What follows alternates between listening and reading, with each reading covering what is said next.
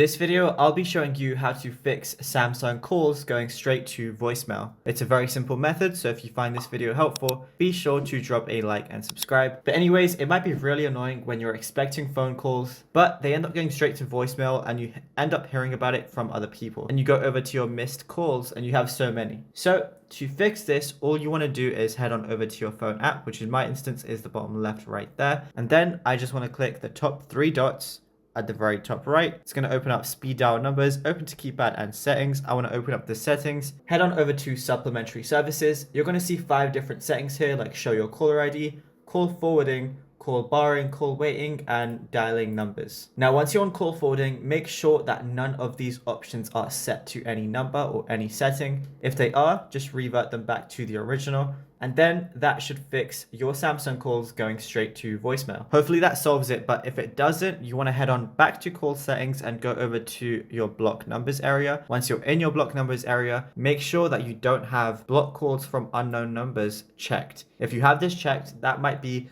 while your calls are going straight to voicemail because your phone is actually just blocking them if they're not saved in your contacts.